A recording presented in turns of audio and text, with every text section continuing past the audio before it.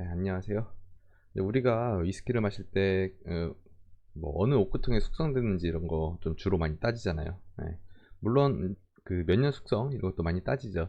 근데, 그, 오크통이라고, 이게 다 같은 오크통이 아니죠. 그러니까, 어느 나라에서 나오는 오크통, 뭐, 뭐, 와인에서 숙성된, 아니면 어느 와인을 보관한, 그런 오크통. 뭐, 예를 들어서 쉐리 와인을 숙성한 것도 있고, 그런 오크통도 있고 뭐 버번 위스키를 숙성한 그런 것도 있고요.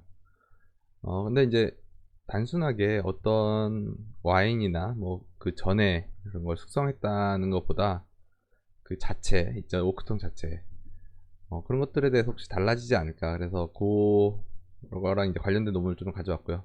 여기 이제 논문에서는 스웨덴, 프랑스, 그다음 미국 오크통 이렇게 비교를 했네요. 주제를 보니까, 이거 찾아보니까는 학위 논문 같은데, 그죠? 근데 이제 찾아보니까 학사학위 논문이에요. 근데 보시면은 이제 화학과 논문인데, 이제 화학과에서도 이렇게 술과 관련된 주제를 할 수 있다는 거를 생각해 보니까, 좀 이런 거를 하면은 뭐 공부하는 것도 재밌지 않을까, 이런 생각이 좀 듭니다. 그래서, 그리고 또 제가 개인적으로 이런 학위 논문을 조금 좋아하는 이유 중에 하나가, 어, 이 학위 논문은 이제 좀 긴 게 좀 단점이긴 한데, 그 분야를 이제 이제 처음 접하거나 잘 모르는 사람들도 이해하기 쉽게, 뭐 소개부터 이렇게 쭉 잘 쓰여 있어요. 그래서 비교적 읽기 쉽다는 이런 장점이 있습니다. 뭐 오랜만에 좀 편안한 마음으로 읽어볼 수도 있겠네요. 물론 이제 아까 말씀드린 것처럼 좀 길어서, 좀 나눠서 읽어야겠지만요. 논문에서는 그 주제에서 이게 스웨덴 오크통을 사용했는데, 왜 스웨덴 오크통을 사용했는지 몰랐는데, 왜 보통은 이제 유로피안 오크, 뭐 프렌치 오크, 아메리칸 오크 뭐 이렇게 쓰잖아요. 뭐 이것도 유로피안 오크인가? 그래서 스웨덴은 조금 익숙하지 않아서 찾아봤는데, 뭐 논문 초록이 영어랑 스웨디시로 돼 있는 거 봐서는 스웨덴 학교에서 쓴 논문인 것 같네요. 그래서 이 스웨덴 오크통을 좀 구하기 쉬워서 이걸 사용하지 않았나, 이렇게 생각이 듭니다. 그럼 하나하나 좀 자세히 살펴볼게요. 논문에서는 다양한 종류의 샘플을 실험했는데, 보니까 뭐 주로 25리터짜리 작은 오크통을 사용했네요. 물론 이 큰 오크통도 비교를 하려고 좀 사용을 했는데, 작은 오크통일수록 더 많은 화학물질이 이제 흡수되고, 뭐 숙성도 빨리 되고, 그러니까 어떻게든 실험 결과를 조금 단축할 수 있겠죠. 예. 그런 의미에서 조금 작은 걸로 시작을 하지 않았나 싶습니다. 뭐 이런 걸로 하면 굉장히 오래 걸릴 거잖아요. 예. 그리고 이게 잘 보니까 여러 가지 뭐 어느 정도 토스팅 된 거, 뭐 그통 오리진 이런 거 보니까 샘플, 이 정도 샘플이면 저희가 이제 궁금한 정보들은 다 얻어낼 수 있을 것 같아요. 그래서 샘플 선정 자체는 꽤 잘 된 것 같습니다. 그래서 여기서 말하는 분석한 이제 화학 물질은 몇 개죠? 4, 3, 12, 12개. 근데 이제 그림만 봐도 복잡하죠. 분자 구조를 이렇게 좀, 뭐라지, 익숙하지 않게 좀 어렵게 이렇게 표현을 해요. 보통 뭐 간단히 살펴보면은, 옛날에 위스키에 물 넣었을 때 향기가 왜 더 좋아지냐, 그 논문에서 나왔던 구아야콜이죠. 그거를 살펴보면 화학 분자 그 구조식은 C7H8O2 이렇게 돼 있잖아요. 근데 보통 실제 모양은 이렇게 돼요. 예. 그래서 여기 C가 있고 H가 붙어 있는 본딩인데, 요거를 언제 이게 복잡하잖아요. 그러니까 보통 CH로 이루어진 것들 그냥 선으로 이렇게 간단하게 표현들을 많이 합니다. 뭐 사실은 이런 유기물질들은 C, 뭐 H, O 요걸로 이루어진 게 대부분이라서, 뭐 간단히 이렇게 그려도 대충 우리가 이해하는 데는 전혀 문제가 없습니다. 그리고 저도 뭐 이렇게 디테일하게는 잘 모르고, 뭐 이런 것들이 있구나, 뭐이 정도로 이해를 하고 있습니다. 네, 그냥 뭐, 네. 그래서 이름 같은 걸 조금 익숙해지기 위해서 하나씩 살펴보면은, 이게 첫 번째 트랜스 위스키 락톤, 우디하고 코코넛 향을 주고요.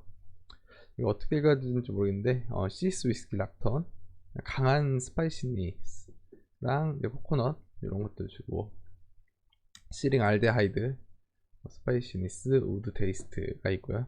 바닐린 굉장히 유명하죠. 뭐 바닐라겠죠. 바닐라가 나오고요. 그 다음에 펄퍼럴, 쿠투슈거라고 해서 약간 뭐라고 해야 되지? 캐러멜 같은 그런 향이라고 생각하시면 될 것 같아요. 그리고 부아야콜은 이제 스모키한 거가 이제 스위타르마 그런 것들을 좀 해주고, 유지놀 같은 건 스파이시하고 이제 클로브, 립 테이스트 이런 것들을 같이 좀 나타내주고 있습니다. 그리고 5 메틸 펄퍼럴, 이건 아몬드나 뭐 캐러멜 테이스트 이런 것들을 보여주고 있고, 그 다음에 이거는 메틸 구아알콜, 스파이스, 뭐 레더, 가죽이죠. 그다음 바닐린 이런 것들이 있고, 뭐 시링올, 스모키니스, 페놀 이런 것들. 그다음에 이건 하이드로 메틸 펄펄이라고 해야 되나요? 네, 스위트니스랑 캐러멜, 커피 이런 것들이 보여주고 있습니다. 펄펄 알콜 같은 경우에는 버닝 비터, 뭔가 이렇게 좀 씁쓸한 그런 맛을 좀 주는 것 같아요.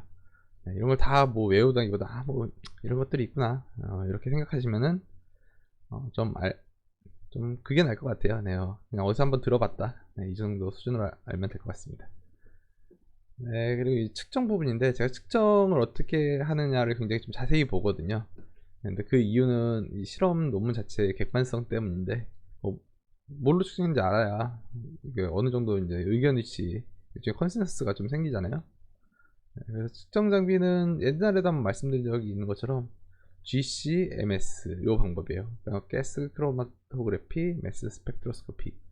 근데 이제 요 위에 그림은 논문에서 나온 그림인데 간단히 설명이 돼 있어요. 그래서 헬륨 같은 거를 헬륨 같은 이제 불활성 기체를 주로 이렇게 쭉 흘려주고, 거기 여기 인젝터 있죠. 여기로 이제 샘플을 좀 같이 풀어줘요. 그래서 같이 섞인 것들이 디텍터 부분을 가서 여기 질량을 분석하는 것들이 있어서, 이렇게 여기 밑에 X축은 이제 질량인데, 질량에 따라서 피크가 탁탁 나와요. 그러면 뭐 요 정도 질량 되는 게 이런 게 있구나. 네, 이렇게 해서 검사를 하는 겁니다. 근데 이쪽 보시면 디텍터가 너무 잘 안 나와 있어서 이거는 구글에서 다시 제가 좀 뽑았는데, 여기 캐리어 가스라고 해서 헬륨이죠. 뭐 알곤도 쓸 수 있을 것 같은데 잘 모르겠습니다. 네, 둘 다 불활성 기체라서. 그래서 여기 인젝터에서 같이 쭉 나와서 여기 디텍터가 있죠. 여기 필라멘트가 있는데, 필라멘트를 켜면은 이제 보통 저희 열전자가 나와서 그 지나가는 것들을 열전자로 이제 때려요. 때리다 보면 약간 이온화가 되죠. 그러면은 자기장 같은 거를 쭉 흘려주면은 얘가 이제 휘죠. 휘어가지고 여기 이제 디텍터가 쭉 있어가지고 그 질량이 작은 거는 많이 휘고 큰 거는 적게 휘고 뭐 이런 것들을 통해서 질량을 측정합니다. 네, 뭐 측정을 하게 되면은 이렇게 나와요. 이런 것들처럼 아까 말씀드린 것처럼. 네. 그리고 그래프는 5 메틸 펄퍼럴 경우인데, 질량이 여기 109, 잘 보이시나? 잘 109랑 110 정도가 제일 많이 나오죠. 실제로 요 화학 분자, 그러니까 5 메틸 펄퍼럴 같은 거는 그 몰랄 웨이트가 110이에요. 네, 그래서 이런 식으로 쫙 다 한 번에 분석을 할 수 있어요. 그래서 위에서 봤던 화학 분자들 질량에 대해서는 이미 레퍼런스 값들이 있어서 이런 것들이 다 레퍼런스 값들이 있습니다. 그래서 그 경우를 보고 비교를 하면서 얼마나 들어있나 그렇게 볼 수 있고요. 아까 말씀드렸던 5 메틸 펄퍼럴 경우에는 첫 번째, 두 번째 109와 110에서 제일 많이 나타나고 있어요. 그래서 물론 이제 측정기마다 조금 오차가 있을 수 있는데, 그런 것들은 캘리브레이션을 해야 돼요. 네, 당연히 캘리브레이션 해야 되는데 뭐 그런 것들은 큰 문제는 아니고요. 근데 이게 뭐 학사기 논문이라서 그런지 몰라도 캘리브레이션 하는 과정에 대해서 굉장히 자세하게 나와 있어요.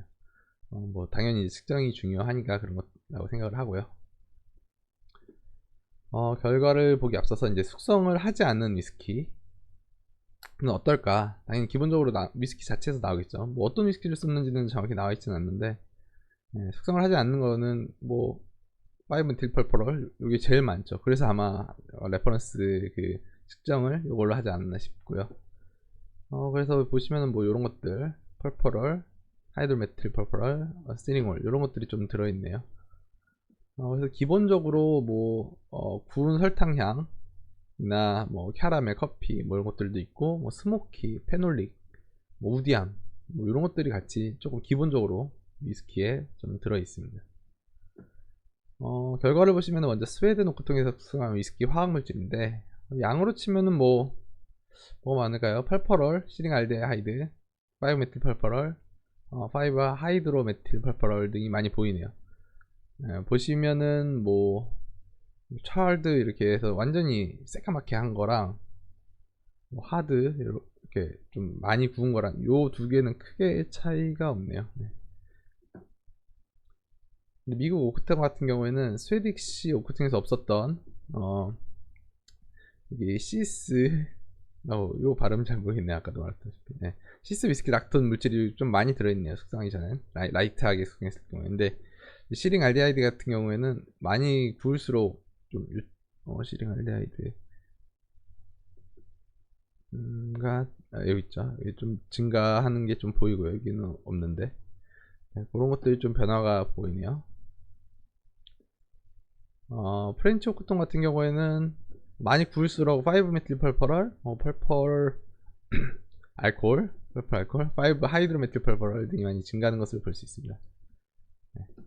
그래서 이렇게 하면은 쑥 넘어왔는데 좀 뭐 후딱 지나갔죠. 근데 그렇게 보면 좀 복잡할 것 같아요. 한 번에 좀 나타나 있어요. 그래서 종합적으로 보려고 이렇게 쭉 비교를 하려고 이제 종합적으로 쭉 보니까 정신이 없어요. 그래서 이렇게 그리지 말고 좀 그래프를 좀 비교해서 그릴 수 있으면 확실히 보기 편할 텐데 이렇게 스파이더 맵으로 그리니까 조금 보기가 힘드네요. 그래서 그래서 일단 이렇게라도 비교해 보시면은 먼저 스웨덴 오크통 같은 경우에는 큰 오크통에서 숙성한 거일수록 이쪽이 뭐 더 많은 먼저 여기를 보시면 되죠. 그러니까 큰 오크통에서 숙성할 경우에 화물질이 더 적게 나와요. 보시면 뭐 이거 사실 당연하죠. 그러니까 그 오크통의 최적이 커질수록 그 최적에 대한 면적, 그 위스키에 닿는 면적이 작아지기 때문에 당연히 이제 적게 나오는 거고요. 그래서 아까도 말씀드렸다시피 작은 오크통을 하면은 뭔가 이렇게 오크통 물질이 쫙쫙 잘 빠져나오니까 실험도 조금 더 편하게 할 수 있습니다. 두 번째는 뭐 오크통을 약하게 구운 경우, 여기는 요 위에 쪽은 다 약하게 점점 세게 이렇게 구운 것들이에요. 뭐 보시면은 뭔가 조금 변화가 보이죠. 네, 그래서 뭐 여러 가지 변화가 보이는데 이렇게 보니까는 조금 복잡해요. 그래서 이거를 제가 다시 좀 표 같은 걸로 좀 정리를 했는데 그게 결론입니다. 사실 이렇게 결론을 보시면 좀 더 아까 걸 복잡해가지고 제가 좀 자세히 좀 들여다봤고요. 이제 국가별로 같은 그 토스팅 레벨에서 비교를 해야 조금 더 편할 것 같아가지고 특징을 좀 보면은 이제 약하게 토스팅 했을 때는 아메리칸 오크 같은 경우는 스파이시하고 좀 코코넛 향이 좀 나는 게 있어요. 그리고 요 프렌치는 안 쓴 이유는 이제 중간 정도 돼서 그런 거고요. 스웨디시는 우디함이 좀 약하고 아몬드랑 캐러멜 향이 좀 나는데 저희가 일단 이미지 자체가 미국 같은 경우는 굉장히 스파이시하다. 그리고 그 뭐라 해야 되죠? 약간 그 유로피안 오크가 조금 더 부드럽고 좀 달달하다고 해야 되나? 뭐 그런 캐러멜 향들이 많이 난다고 이미 좀 알려져 있죠. 그거를 조금 대변해 주는 게 아닌가 싶어요. 그래서 이런 것들 미디엄 토스팅으로 와도 그 아메리칸 오크의 스파이시함이 좀 있고요. 물론 프렌치랑 스웨디시 같이 유로피안에 묶이는 것 같긴 한데 보면은 얘가 이제 그 얘도 이제 스위트하고 캐러멜 그리고 커피 이런 것들이 좀 나타나요. 그리고 많이 좀 그 토스팅을 했을 경우에는 버닝 비터가 나타나요. 근데 이거는 대부분 다 버닝 비터가 굉장히 커져서 이건 그냥 단순하게 나무가 조금 뭐라 해야지 구워지면서 좀 전체적으로 나오는 게 아닌가 싶어요. 그리고 특징한 거는 그 스위드 초코에서는 스위트함과 캐러멜 계속 나타나는 그 특징들이 계속 나타나고 아메리카노코에서는 약간 스파이시의 연장선이라고 할 수 있는 스모키함과 페놀향이 좀 나타나요. 그리고 차드 같은 경우에는 뭐라 해야지 요거 두 개 같은 경우는 좀 특징이 위에 거랑 거의 비슷하고 대신에 이제 프렌치 토크통 같은 경우는 스위트, 캐러멜, 커피, 아몬드 이런 것들이 좀 두드러지게 보여요. 전체를 요약해 보면은 아메리카노 코통은 이제 스파이시함과 스모키 그런 것들이 좀 특징이고 프렌치와 스웨디시는 왠지 유로피안 오크에 묶일 것 같은데 스위트함과 커피 이런 특징들이 좀 보여주고 있어요. 오늘은 이렇게 몇몇 나라 오크통들의 숙성한 위스키의 특징을 살펴봤는데 뭐 결과적으로는 미국 아메리칸 오크통이 숙성했다 그러면 좀 더 스파이시함을 좀 도드라지게 나온다. 그래서 만약에 어떤 위스키를 먹었는데 좀 평상시에 먹던 것보다 얘는 좀 스파이시하다. 그러면 얘는 아마 아메리카노크에서 숙성했을 좀 확률이 있습니다. 네, 반대로 뭐 평상시 뭐 버번 같은 걸 즐기다가 뭐 어쨌든 버번을 뭐 유로피안 오크에서 숙성한 게 있는지 잘 모르겠지만 그렇게 해서 그런 것들 같은 경우는 딱 마셔보면은 약간 스위트함이 조금 더 도드라져 보인다, 아니면 커피 향이 좀 도드라져 보인다, 뭐 그렇게 말을 할 수가 있겠네요. 네, 오늘은 이제 그런 것들을 알아봤는데 알아보고 나니까는 이제 결론은 되게 간단하죠. 네, 그렇습니다. 감사합니다.